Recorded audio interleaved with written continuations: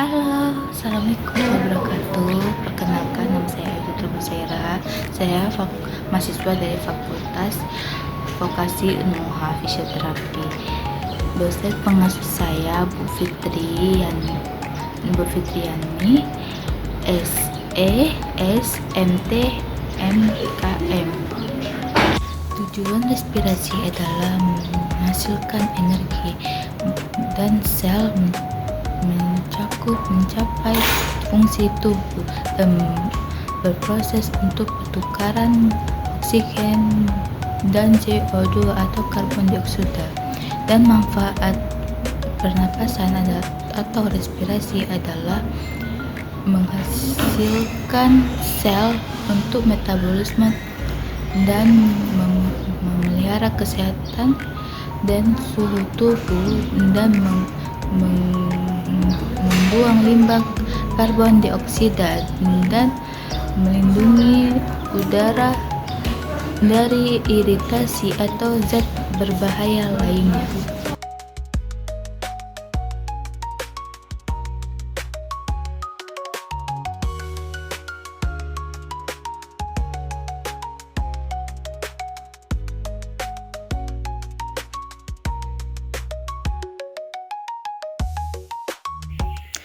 Respirasi adalah proses pertukaran gas antara tubuh dan atmosfer. Proses enzimatik untuk mendapatkan energi. Proses respirasi meliputi pengambilan oksigen, pengeluaran karbon dioksida, dan penggunaan energi dalam tubuh. Respirasi terbagi menjadi dua. Respirasi aerobik memerlukan oksigen. Respirasi anaerobik tanpa oksigen, contoh fermentasi.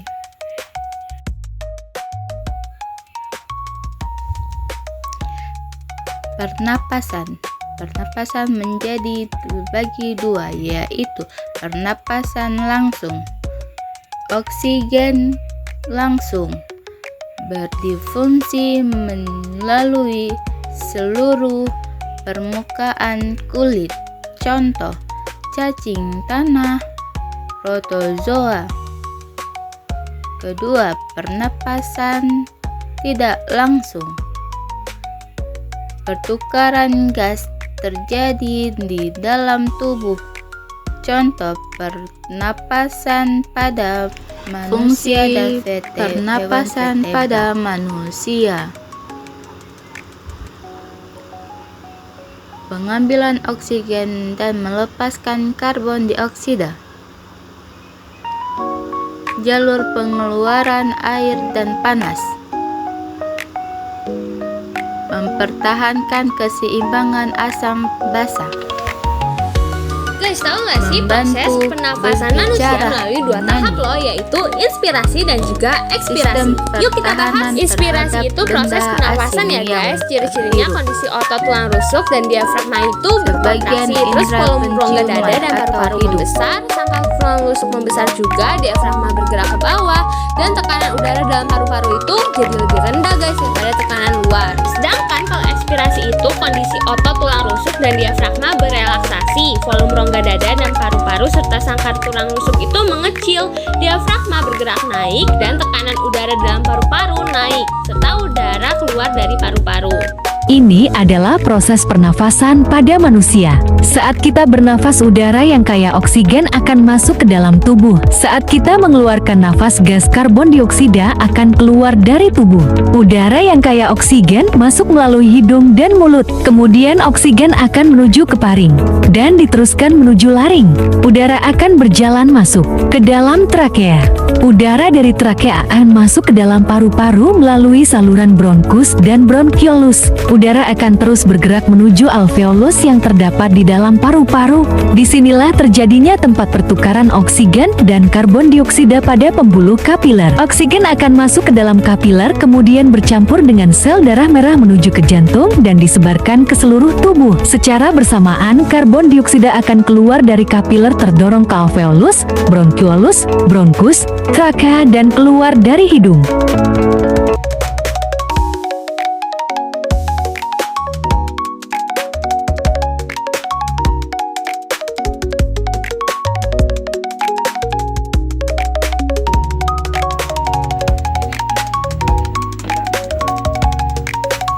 Frekuensi napas normal dari batita sampai lansia. Pola pernapasan dari normal hingga tidak normal. Saat kita menjumpai pasien, kita menanyakan nama, umur, alamat, dan kondisi pasien saat ini. Kita harus menyiapkan peralatan seperti stetoskop dan jam untuk kita hitung pernapasan. Kita bisa mendengar pakai stetoskop kalau nenek ini punya penyakit bawaan sekarang atau tidak sama sekali. Kalau misal punya penyakit bengek berarti punya penyakit. Kalau tidak, normalnya 16 sampai 24 kali per menit. Dihitung 30 detik kali 2. Bisa kita melihat secara normal kalau tidak pakai stetoskop. Dilihat kalau kurang pernapasan dari 16 berarti pneumonia. Kalau lebih dari 24 kali menit berarti takepneu. Hipertepneu berarti tinggi. Dyspneu sesak napas. Respirasi juga bisa dari pernapasan dada dan pernapasan perut. Jenis kelamin. Kecepatan pernapasan wanita lebih tinggi daripada laki-laki. Paru-paru laki-laki menampung 5,7 liter, paru-paru wanita menampung 4,2 liter. 2. Umur. Balita memiliki frekuensi pernapasan lebih tinggi daripada orang dewasa karena volume paru-parunya lebih.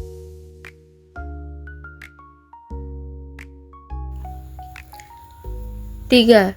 Suhu tubuh. Suhu tubuh tinggi menyebabkan frekuensi pernapasan tinggi karena pada saat demam, metabolisme tubuh meningkat, kebutuhan oksigen meningkat. 4. Posisi dan aktivitas tubuh. Frekuensi pernapasan pada posisi berdiri lebih tinggi daripada posisi duduk. Frekuensi pernapasan pada saat berlari lebih tinggi daripada saat istirahat. 5. Emosi, rasa takut dan ketakutan menyebabkan frekuensi pernapasan meningkat. 6. Ketinggian tempat. Tempat yang tinggi memiliki kadar oksigen yang rendah, sehingga jumlah oksigen yang terhirup lebih sedikit. Videonya bagus atau tidak? Kalau misalnya ada kesalahan, itu dari saya, dan maaf bila ada perkataan atau video yang tidak menyenangkan atau tidak bagus. Boleh kritik dan saran. Sekian dari saya. Terima kasih. Assalamualaikum.